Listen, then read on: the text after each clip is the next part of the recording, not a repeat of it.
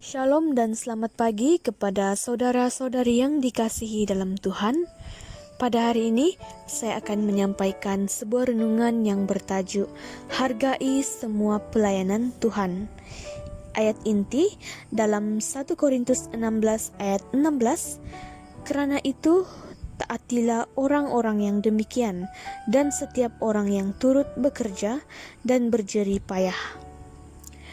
Renungan kita kali ini menceritakan tentang seorang dokter misi yang telah mengabdikan dirinya selama 40 tahun sebagai dokter sekaligus mewartakan kabar baik di kampung-kampung yang masih primitif di Afrika. Namun akhirnya dia memutuskan untuk mengakhiri pelayanannya. Dia mengirim telegram lebih dulu untuk memberitahukan bahwa ia akan pulang menggunakan kapal. Ia juga menginform tanggal dan waktu kedatangannya. Sementara ia menyeberangi lautan Atlantik, dia mengenang kembali tahun-tahun yang telah dia jalani dalam menyembuhkan orang-orang di Afrika, baik secara fisik maupun rohani. Kemudian fikirannya kembali membayangkan penyambutan besar-besaran yang pasti sedang menantinya di Amerika sebab ia belum pernah pulang selama 40 tahun itu.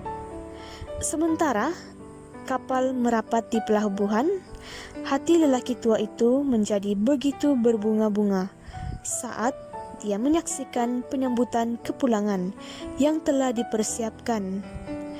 Kerumunan orang banyak telah berkumpul. Spanduk besar terentang di situ dengan tulisan "Selamat datang".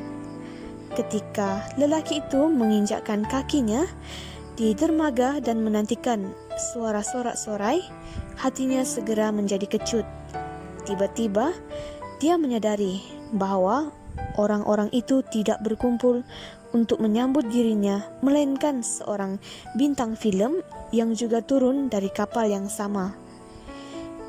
Dia menanti dalam kepedihan dan dengan hati yang terluka. Tak seorang pun datang untuk menyambutnya. Ketika kerumunan orang banyak itu sudah meninggalkan tempat, si lelaki tua itu menunggu sendirian. Dia menengadahkan wajahnya ke arah langit, lalu berkata, "Ya Tuhan, setelah bertahun-tahun saya menyerahkan hidup saya bagi sesama. Apakah terlalu berlebihan jika sekarang saya mengharapkan hanya satu orang saja, berada di sini untuk menyambut kepulangan saya?" Dalam keheningan hatinya, sepertinya dia mendengar suara Allah berbisik kepadanya, "Kau belum pulang. Kalau kau pulang kepadaku, kau akan disambut." Dalam kehidupan kerohanian kita menerima, memandang dan menghargai orang lain sebagai seorang pribadi adalah hal yang sangat penting. Seperti Yesus yang memandang penting setiap pribadi orang.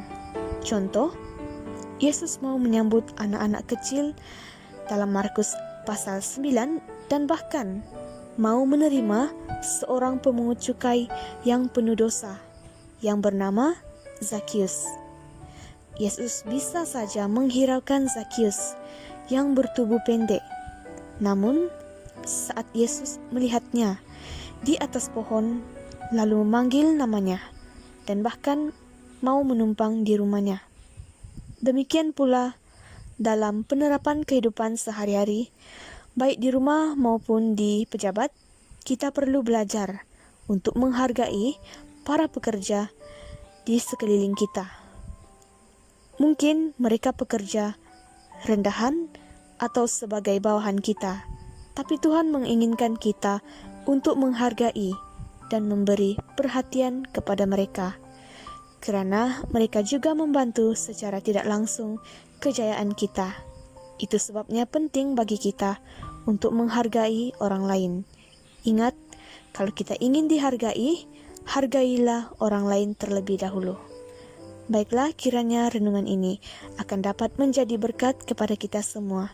Terima kasih, semoga Tuhan memberkati.